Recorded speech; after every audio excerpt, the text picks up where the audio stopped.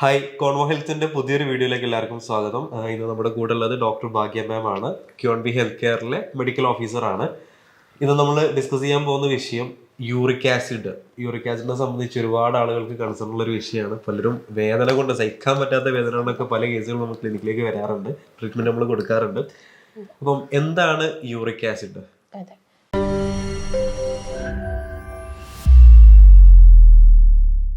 അപ്പം നമുക്ക് കേൾക്കാറുണ്ട് യൂറിക് ആസിഡ് കൂടുന്ന സമയത്ത് വേദനകൾ ഉണ്ടാവുന്ന, അതായത് ജോയിൻസിലൊക്കെ ഒരുപാട് വേദന ഉണ്ടാവുന്നു, ബുദ്ധിമുട്ടുണ്ടാവുന്നൊക്കെ നമ്മൾ കേൾക്കാറുണ്ട്. പക്ഷേ നോർമലി യൂറിക് ആസിഡ് എന്ന് പറയുന്നത് അതിൻ്റെ ഒരു നോർമൽ റേഞ്ചിൽ നമ്മുടെ ബോഡിയിൽ കിടക്കുമ്പോൾ അത് നമ്മുടെ ബോഡിയിൽ ഒരു ആൻറ്റി ഓക്സിഡൻ്റ് ആയിട്ടാണ് ആക്ട് ചെയ്യുന്നത്. പക്ഷെ ഇത് കൂടുന്ന സമയത്താണ് ജോയിൻസിലൊക്കെ ബുദ്ധിമുട്ടുണ്ടാവുന്നത്. അപ്പം എന്താണ് യൂറിക് ആസിഡ് എന്ന് നോക്കാം. നമ്മൾ കഴിക്കുന്ന ഭക്ഷണത്തിലുള്ള പ്രോട്ടീൻ വിഘടിച്ചിട്ട് ഒരു പ്യൂരിൻ എന്ന് പറഞ്ഞൊരു അമിനോ ആസിഡ്സ് ഫോം ചെയ്യുന്നുണ്ട്.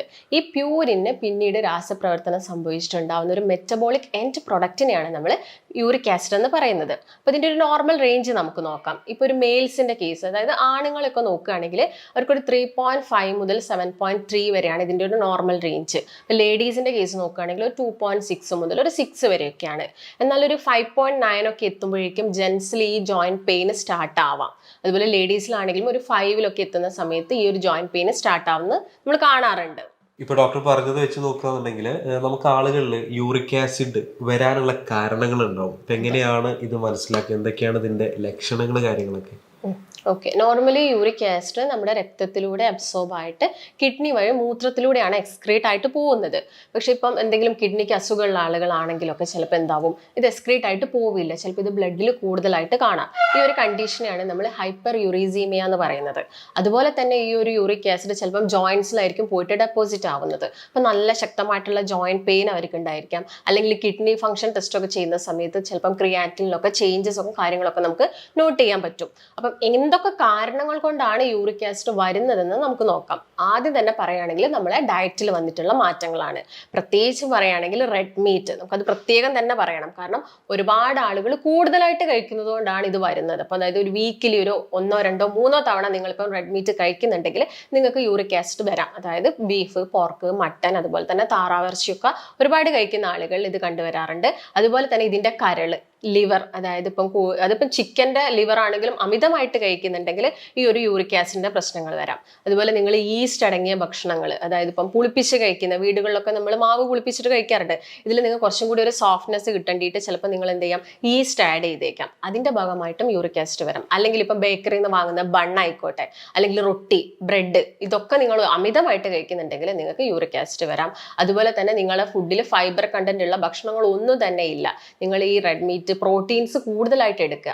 അതായത് നോർമലി നമ്മുടെ ബോഡിക്ക് വേണ്ട ഒരു പ്രോട്ടീൻ എന്ന് പറയുന്നത് 50 മുതൽ 60 ഗ്രാമോളാണ്. പക്ഷെ നിങ്ങൾ നന്നായിട്ട് വ്യായാമം ചെയ്യുന്നുണ്ട്, ഒരു കഠിന അധ്വാനിയൊക്കെ ആണെങ്കിൽ നിങ്ങൾക്ക് ഒരു 100 ഗ്രാമിന്റെ ഉള്ളിൽ തന്നെ പ്രോട്ടീൻസ് കഴിക്കാം. പക്ഷെ ഇതിന്റെ കൂടുതലാവുന്ന സമയത്താണ് ഈ പ്യൂരിൻ പ്രോട്ടീൻ അടങ്ങിയ ഭക്ഷണമൊക്കെ നമ്മൾ ഒരുപാട് കഴിക്കുമ്പോഴാണ് ഈ ഒരു യൂറിക് ആസിഡിന്റെ പ്രശ്നം കൂടുതലായിട്ടും കണ്ടുവരുന്നത്. അല്ലെങ്കിൽ ഇപ്പം എന്തെങ്കിലും ഒരു ഹോർമോണൽ ചേഞ്ച് കൊണ്ട്, ഇപ്പം തൈറോയിഡിന്റെ എന്തെങ്കിലും ഡിസ്ഫങ്ഷൻ ഉണ്ടെങ്കിലും യൂറിക് ആസിഡ് കൂടുതലായിട്ട് കണ്ടുവരാം. അല്ലെങ്കിൽ അമിതവണ്ണവും വ്യായാമക്കുറവും ഉള്ള ആളുകളിൽ കാണാം. അല്ലെങ്കിൽ നിങ്ങൾ എന്തെങ്കിലും ഒരു മെഡിസിൻസ് എടുക്കുകയായിക്കോട്ടെ, ഈ ഡയൂററ്റിക്സ് പോലുള്ള മെഡിസിൻസ് ഒക്കെ എടുക്കുന്നുണ്ടെങ്കിലും ഇത് കൂടുതലായിട്ടും കണ്ടുവരാം. അതുപോലെ തന്നെ ഇപ്പം ക്യാൻസർ പേഷ്യൻസ് ഒക്കെ ആണെങ്കിൽ ചിലപ്പോൾ അവർ കീമോതെറാപ്പി ഒക്കെ ചെയ്യുന്നുണ്ടാവും. കീമോതെറാപ്പി ചെയ്യുന്ന സമയത്ത് അവിടെ സെൽ ഡെത്ത്, കൂടുതലായിട്ടുള്ള സെൽ ഉണ്ടാകുന്ന സമയത്ത് ആ സെൽ ഡെത്ത് സംഭവിക്കുമ്പോഴും അവിടെ പ്രോട്ടീൻസ് കൂടുതലായിട്ട് ബോഡിയിൽ വന്നിട്ടും യൂറിക് ആസിഡ് വരാനുള്ള ചാൻസസ് കൂടുതലാണ്. അപ്പം ഇതൊക്കെ തന്നെയാണ് പ്രധാനപ്പെട്ട കാരണങ്ങൾ.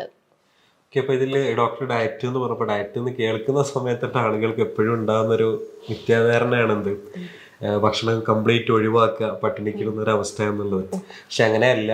ഇപ്പൊ നമ്മുടെ ഡോക്ടറുടെ ട്രീറ്റ്മെന്റ് ആണെങ്കിൽ പോലും അതിൽ മെഡിസിൻസ് എന്നതിലുപരി, മെഡിസിൻസ് നമ്മൾ ഒരുപാട് കഴിക്കുന്നത് എന്നല്ല, അപ്പൊ അതില് ബാക്കി കാര്യങ്ങൾ നമുക്ക് ഭക്ഷണം നിയന്ത്രിച്ച് കഴിഞ്ഞാൽ മാത്രമേ എന്ത് ചെയ്യാൻ പറ്റുള്ളൂ, അതിൻ്റെ ഒരു പൂർണ്ണമായിട്ടുള്ളൊരു മാറ്റത്തിലേക്ക് നമുക്ക് എത്താൻ പറ്റുള്ളൂ. ഇപ്പോൾ ഡോക്ടറുടെ കൺസൾട്ടേഷൻ ആവശ്യമുള്ളവർ താഴെ കാണുന്ന നമ്പറിലൊന്ന് കോൺടാക്ട് ചെയ്താൽ മതി. അപ്പോൾ എന്തെങ്കിലും ടെസ്റ്റുകൾ മുന്നേ ചെയ്തിട്ടുള്ള, റീസെൻ്റ്ലി എടുത്തിട്ടുള്ള ടെസ്റ്റുകൾ കാര്യങ്ങളൊക്കെ ഉണ്ട് എന്നുണ്ടെങ്കിൽ അത് ഡോക്ടറുടെ ഈ ഒരു നമ്പറിലേക്ക് അയച്ചു കൊടുത്തു കഴിഞ്ഞാൽ ബാക്കി കാര്യങ്ങളൊക്കെ ഡോക്ടർ പറഞ്ഞു തരും. ഓൺലൈനായിട്ടും ഓഫ്ലൈനായിട്ടും തന്നെ നമുക്ക് എന്തുണ്ട് കൺസൾട്ടേഷൻ അവൈലബിൾ ആണ്. അപ്പം നമ്മൾ കാരണങ്ങൾ പറഞ്ഞു. അപ്പോൾ ഈ ഭക്ഷണത്തിന്റെ രീതിയിലേക്ക് പോകാന്നുണ്ടെങ്കിൽ എന്തൊക്കെയാണ് ഇവരുടെ ഫുഡിൽ വരുത്തേണ്ട ചേഞ്ചസുകൾ എന്തൊക്കെയാണ്? ഇപ്പൊ മെഡിസിൻസ് ആകാന്നുണ്ടെങ്കിലൊക്കെ അതിന്റെ കാര്യങ്ങളൊക്കെ ഒന്ന് എക്സ്പ്ലെയിൻ ചെയ്യാൻ പറ്റും? അതെ, ശരിക്കും മെഡിസിൻസ് എന്ന് പറയുന്നത് ഒരു സെക്കൻഡ് നമ്മൾ രണ്ടാമതായിട്ട് കാണുന്ന ഒരു കാര്യമാണ്. ആദ്യം തന്നെ നമ്മൾ ചേഞ്ചസ് വരുത്തേണ്ടത് ഡയറ്റിലാണ്. ഇപ്പൊ ഈ ഒരു യൂറിക് ആസിഡ് പേഷ്യന്റ് വരികയാണെങ്കിൽ നമ്മൾ ആദ്യം അവരോട് ചോദിക്കും. ചില ആളുകൾക്ക് എന്താവും, ഇത് ബ്ലഡിൽ ഉയർന്നു നിൽക്കാം, പക്ഷെ അവർക്ക് പ്രത്യേകിച്ച് സിംറ്റംസും കാര്യങ്ങളും ഒന്നുമില്ല. ആ ഒരു സമയത്ത് നമ്മൾ വേണ്ടാതെ അവർക്കൊരു മെഡിസിൻ കൊടുക്കേണ്ട ആവശ്യകതയില്ല. പക്ഷെ അവർക്ക് നന്നായിട്ട് വേദന ഉണ്ട്, ആ ഒരു ജോയിന്റിൽ നല്ലൊരു ഇൻഫ്ലമേഷൻ കാരണം പെയിൻ ഉണ്ട്, നീർക്കെട്ടുണ്ട്, അല്ലെങ്കിൽ റെഡ്നെസ് ഉണ്ട്. നിങ്ങൾ കൈകൊണ്ട് തൊടുന്ന സമയത്ത് അവിടെ ഒരു ടെമ്പറേച്ചർ ഒക്കെ നിങ്ങൾക്ക് ഉണ്ടെങ്കിൽ അവർക്ക് എന്തായിരിക്കും, അതൊരു ഇൻഫ്ലമേറ്ററി സ്റ്റേജിലോട്ട് വന്നു. ചില ആളിപ്പോ റീസെന്റ് എനിക്ക് ഓർമ്മ ഉണ്ട്, അന്ന് ഒരു കേസ് വന്നതില് അസഹ്യമായിട്ടുള്ള വേദന. പക്ഷെ ഈ വേദന ഉണ്ടാകുന്ന സമയത്ത് അവര് എന്താ പറയുന്നത് പോലും അവർക്ക് തന്നെ അറിയില്ല, കാരണം അത്രയും കഠിനമായിട്ടുള്ള വേദന ഉണ്ടാവാം. അപ്പം അവരാണെങ്കിലും നമ്മളൊരു ട്രീറ്റ്മെന്റ് എടുക്കുന്ന രൂപത്തിൽ എങ്ങനെയൊക്കെയാണ് അതിന്റെ കാര്യങ്ങള്? ഇപ്പൊ നമ്മൾ ആദ്യം തന്നെ കൊടുക്കുന്നത് ഞാൻ പറഞ്ഞല്ലോ, ഇപ്പം അവർക്ക് രക്തത്തിൽ ഉയർന്നു നിന്നേക്കാം, പക്ഷെ അവർക്ക് ആ ഒരു ലക്ഷണങ്ങളൊന്നും ഇല്ല. അങ്ങനെയുള്ള സമയത്ത് നമ്മൾ ഡയറ്റ് തന്നെയാണ് അവർക്ക് കൊടുക്കുന്നത്. നമുക്ക് യൂറിക് ആസിഡിനായിട്ട് നമ്മൾ ചില പ്രോട്ടീൻസ് ഒഴിവാക്കേണ്ടതുണ്ടായിരിക്കാം, പക്ഷെ എല്ലാ പ്രോട്ടീൻസും നമ്മൾ കംപ്ലീറ്റ് ആയിട്ട് ഒഴിവാക്കരുത്. കാരണം നമ്മുടെ ആ ഒരു മസിൽ ബിൽഡപ്പിനും അല്ലെങ്കിൽ ഡെയിലി നമുക്ക് എനർജി കിട്ടുന്നതൊക്കെ നമ്മൾ ഈ പ്രോട്ടീൻസിലൂടെയും കാർബ്സിലൂടെയും ഒക്കെയാണ്. അപ്പൊ നമുക്ക് വേണ്ട ചില പ്രോട്ടീൻസ് ഉണ്ട്, അത് നമ്മൾ കഴിക്കണം. അപ്പൊ അതിനെന്താണെങ്കിലും നിങ്ങളൊരു ഡയറ്റ് കൃത്യമായിട്ട് ഫോളോ ചെയ്യണം. ഒരു ഡോക്ടറിന്റെ നിർദ്ദേശപ്രകാരം ഒരു ഡയറ്റ് എടുക്കുന്ന എപ്പോഴും നല്ലത്. കാരണം ചിലപ്പോൾ ചില ആളുകൾക്ക് അറിയില്ല ഏത് പ്രോട്ടീൻ ആണ് കഴിക്കേണ്ടത്, ഏത് പ്രോട്ടീൻ ഒഴിവാക്കണം. ഞാൻ അങ്ങനെ പല കാര്യങ്ങളും ഇതിൽ ശ്രദ്ധിക്കേണ്ടതുണ്ട്. അതുപോലെ തന്നെ വെജിറ്റബിൾസിന്റെ കേസിലാണെങ്കിലും ചില വെജിറ്റബിൾസ് നമ്മൾ കംപ്ലീറ്റ് ആയിട്ട് ഒഴിവാക്കേണ്ടതുണ്ട്. അപ്പൊ നമുക്ക് അത് ഏതൊക്കെയാണെന്ന് നോക്കാം. ഇപ്പൊ ഡോക്ടർ ഡയറ്റിന്റെ ആ ഒരു ഭാഗത്തേക്ക് എത്തുന്നതിന് മുന്നേ വേറെ ചോദ്യം എന്താണെന്ന് വെച്ച് കഴിഞ്ഞാൽ, ഇപ്പോൾ മറ്റു പല കേസുകൾ, ഇപ്പോൾ പൈൽസിന്റെ കേസൊക്കെ എടുത്തു നോക്കുകയാണെങ്കിൽ നമുക്ക് ഓരോ സ്റ്റേജുകളുണ്ട്. അപ്പൊ അതേപോലെ ഈ യൂറിക് ആസിഡിന്റെ വിഷയത്തിൽ സ്റ്റേജുകൾ അങ്ങനെ എന്തെങ്കിലും? അപ്പൊ ഫസ്റ്റ് സ്റ്റേജ് ആണെന്നുണ്ടെങ്കിൽ അത് മനസ്സിലാക്കാനുള്ള ടെസ്റ്റുകൾ, ഇപ്പൊ നമുക്ക് ലാബിൽ പോയി കഴിഞ്ഞാലും ചെയ്യാൻ പറ്റുന്ന ടെസ്റ്റുകൾ, ആ ടെസ്റ്റും കാര്യങ്ങളൊക്കെ എങ്ങനെയാണ്? അതിന്റെ പേരോ അങ്ങനെ എന്തെങ്കിലും ഉണ്ടോ? നമുക്കിത് സ്റ്റേജസ് ആയിട്ട് പറയാൻ മാത്രമൊന്നുമില്ല. മെയിൻ ആയിട്ടും യൂറിക് ആസിഡിന് കോംപ്ലിക്കേഷൻ ആയിട്ട് നമുക്കൊരു നെക്സ്റ്റ് സ്റ്റേജ് എന്ന് പറഞ്ഞാൽ ശരിക്കും അതിൻ്റെ ഒരു കോംപ്ലിക്കേഷൻ തന്നെയാണ്. അപ്പം യൂറിക് ആസിഡ് ഒരു ഇനീഷ്യലി ഒക്കെ ആവുന്ന സമയത്ത് അല്ലെങ്കിൽ ആ ഒരു ബോർഡറിലോട്ട് വരുന്ന സമയത്താണ് ഈ തള്ളവിരലിന്റെ ആ ഒരു ഭാഗത്ത് ജോയിന്റ്സിലൊക്കെ വേദന വരുന്നത്. പിന്നീട് അവർക്ക് ചിലപ്പോൾ ഉപ്പൂറ്റി വേദന അനുഭവപ്പെടാം. സ്ത്രീകളൊക്കെ പറയാറുണ്ട് രാവിലെ എഴുന്നേൽക്കുന്ന സമയത്ത് തന്നെ അവർക്ക് നിലത്ത് കാല് വെക്കാൻ പറ്റുന്നില്ല, കുറച്ച് ദൂരം നടക്കുമ്പോഴൊക്കെ ഓക്കെ ആവുന്നു എന്നുള്ളതൊക്കെ. ചിലപ്പോൾ അത് യൂറിക് ആസിഡിന്റെ പ്രശ്നങ്ങൾ കൊണ്ട്, അത് മറ്റുള്ള കാരണങ്ങൾ കൊണ്ടും വരാം. ചിലപ്പോൾ അത് യൂറിക് ആസിഡിന്റെ പ്രശ്നങ്ങൾ കൊണ്ടാവാം. പിന്നീട് അത് ഒരുപാട് കൂടുന്ന സമയത്ത്, രക്തത്തിൽ വല്ലാതെ കൂടുന്ന സമയത്താണ് മറ്റുള്ള ജോയിന്റ്സിനൊക്കെ ബാധിക്കുന്നത്. അതിപ്പം നീ ആയിരിക്കോട്ടെ, മുട്ടായിരിക്കോട്ടെ, അല്ലെങ്കിൽ ഷോൾഡർ ജോയിന്റ്സ്, ഇങ്ങനെയുള്ള എല്ലാ ജോയിന്റ്സിലോട്ടും ആ ഒരു പെയിൻ വരാം. പിന്നീട് ഉള്ളൊരു കോംപ്ലിക്കേഷൻ നമ്മൾ പറയുന്നത് കിഡ്നിയിൽ ഇത് സ്റ്റോൺ ആയിട്ട് മാറുന്നതാണ്. യൂറിക് ആസിഡിന്റെ ക്രിസ്റ്റൽസിന്റെ ഡെപ്പോസിഷൻ വരും, അത് സ്റ്റോൺ ആയിട്ട് മാറാം. ഇങ്ങനെയുള്ള ആളുകളിൽ ചിലപ്പം ഒരു ഇൻസുലിൻ റെസിസ്റ്റൻസ് പോലെയൊക്കെ ഒരു അമിത വണ്ണമൊക്കെ കാണിച്ചേക്കാം. ഇതൊക്കെ അതുപോലെ തന്നെ സ്ട്രോക്ക് വന്നേക്കാം. ഇത് ശരിക്കും ഒരു യൂറിക് ആസിഡ് ഒരു ബ്ലോക്ക് ആയിട്ടാണല്ലോ മാറുന്നത്. ഇതിന്റെ ഭാഗമായിട്ട് അവർക്ക് പിന്നീട് സ്ട്രോക്ക് വരാനുള്ള ചാൻസസ് കൂടുതലാണ്. അവരുടെ രക്തത്തിൽ കൊളസ്ട്രോൾ കൂടുതലായിട്ട് ഉയർന്നു നിന്നേൽക്കാം. അപ്പൊ ഇതൊക്കെ കോംപ്ലിക്കേഷൻ ആയിട്ടാണ് നമ്മൾ പറയുന്നത്. അപ്പൊ നമുക്ക് ഇതിന് എന്തൊക്കെ ടെസ്റ്റ് ചെയ്യാന്ന് നോക്കുന്ന സമയത്ത് നോർമലി നമ്മൾ ബ്ലഡ് ടെസ്റ്റ് തന്നെയാണ് ചെയ്യുന്നത്. ബ്ലഡിൽ യൂറിക് ആസിഡ് എത്രത്തോളം ഉണ്ടെന്ന് നോക്കുന്നു. അപ്പൊ അതിന്റെ ഒരു നോർമൽ റേഞ്ച് വെച്ചിട്ടാണ് നമുക്ക് കൂടുതലാണോ, അല്ലെങ്കിൽ പെയിൻ ഒക്കെ ആണെങ്കിൽ അത്യാവശ്യം നല്ല രീതിയിൽ തന്നെ ആളുകളിൽ ഇത് കൂടുതലായിട്ട് കാണാറുണ്ട്. ഞാൻ നേരത്തെ പറഞ്ഞ പോലെ തന്നെ കീമോതെറാപ്പി ചെയ്യുന്ന ആളുകളിൽ യൂറിക് ആസിഡ് കൂടുതലായിട്ട് നിൽക്കാം. അങ്ങനെയുള്ള ആളുകളാണെങ്കിൽ ഒരു 6 months ഒക്കെ കൂടുന്ന സമയത്ത് യൂറിക് ആസിഡ് ടെസ്റ്റ് ചെയ്യുന്നതൊക്കെ നന്നായിരിക്കും. ഇപ്പൊ ഞാൻ നേരത്തെ പറഞ്ഞല്ലോ ഇത് കിഡ്നീനെ ബാധിക്കാം. അപ്പൊ നമ്മുടെ കിഡ്നി ഫംഗ്ഷൻ ടെസ്റ്റ് അവർക്ക് ചെയ്ത് നോക്കാം. അതുപോലെ തന്നെ ലിവറിന്റെ ഹെൽത്ത് ഓക്കെ ആണോ, ഈ ടോക്സിൻസ് ഒക്കെ കംപ്ലീറ്റ് ആയിട്ട് പോകുന്നുണ്ടോ എന്ന് നോക്കാൻ വേണ്ടിയിട്ട് നമുക്ക് LFTയും അതുപോലെ തന്നെ ലിപ്പിഡ് പ്രൊഫൈലും ഒക്കെ ഇതിന്റെ കൂടെ തന്നെ ചെയ്യുന്നത് എപ്പോഴും ഉത്തമമായിരിക്കും. ഈ വീഡിയോ കാണുന്ന ആളുകളാണെന്നുണ്ടെങ്കിൽ ഡോക്ടറെ പറഞ്ഞിട്ടുള്ള ടെസ്റ്റുകളൊക്കെ ചെയ്തിട്ടുണ്ടെങ്കിൽ, ഇപ്പോൾ റീസെന്റ് ഇപ്പോൾ തൊട്ടടുത്ത് എടുത്താണെന്നുണ്ടെങ്കിൽ ഒന്നും കുഴപ്പമില്ല. ഇപ്പോൾ ഡോക്ടറുടെ താഴെ കാണുന്ന നമ്പറിലേക്ക് ഒന്ന് അയച്ചു കൊടുത്തു കഴിഞ്ഞാൽ അതിൻ്റെ ബാക്കി കാര്യങ്ങൾ ഡോക്ടർ പറഞ്ഞു തരും. ഇപ്പോൾ കൺസൾട്ടേഷന് ഓൺലൈനായിട്ടും ഓഫ്ലൈനായിട്ടും നമുക്ക് കൺസൾട്ടേഷൻ അവൈലബിൾ ആണ്. ഇപ്പോൾ ഡോക്ടർ നേരത്തെ പറഞ്ഞു വെച്ചത് ഡയറ്റിന്റെ ആ ഒരു ഭാഗത്താണ്. അപ്പോൾ ഡയറ്റിന്റെ അങ്ങോട്ടേക്ക് കടന്നുള്ളൂ, എന്താണ് ഫുഡിന്റെ കാര്യങ്ങളൊക്കെ? ഓക്കെ, അപ്പൊ ഞാൻ ഒഴിവാക്കേണ്ട ഭക്ഷണം എന്ന് പറയുന്നത് കാരണത്തിൽ തന്നെ ഞാൻ ഓൾറെഡി പറഞ്ഞു കഴിഞ്ഞു. നിങ്ങൾ റെഡ് മീറ്റ് ആണെങ്കിലും മിതമായ രീതിയിൽ എടുക്കുക. അതായത് നിങ്ങളിപ്പോൾ നല്ല ഇൻഫെക്ഷൻ ഉണ്ട്, ആ നല്ലൊരു ഇൻഫ്ലമേഷൻ ഉണ്ട്, പെയിൻ ഒക്കെ നിങ്ങൾക്ക് സഹിക്കാൻ പറ്റുന്നില്ലെങ്കിൽ കംപ്ലീറ്റ് ആയിട്ട് ഒഴിവാക്കുക എന്നല്ല, ഒരു മന്ത്ലി ഒരു വൺസ് ഒരു തവണയൊക്കെ നിങ്ങൾക്ക് എന്തെടുക്കാം, റെഡ് മീറ്റ് കഴിക്കാം. അതുപോലെ തന്നെ മത്തി, അയല, ചെറു മത്സ്യങ്ങൾ, ഇതിൽ omega-3 ഫാറ്റി ആസിഡ്സ് ഒരുപാടുണ്ട്.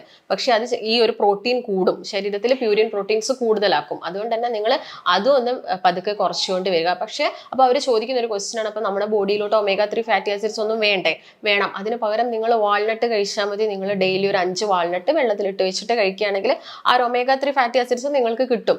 അതുപോലെ തന്നെ പാല് കംപ്ലീറ്റ് ആയിട്ട് ഒഴിവാക്കാൻ വേണ്ടി പറയും. പക്ഷെ കംപ്ലീറ്റ് ആയിട്ട് ഒഴിവാക്കേണ്ട ആവശ്യകതയില്ല. നിങ്ങൾ ജസ്റ്റ് സ്കിംഡ് മിൽക്കായിട്ട് എടുക്കാം, അല്ലെങ്കിൽ അതിലെ പാട നീക്കിയിട്ട് നിങ്ങൾക്ക് ആ ഒരു പാല് കുടിക്കാവുന്നതാണ്.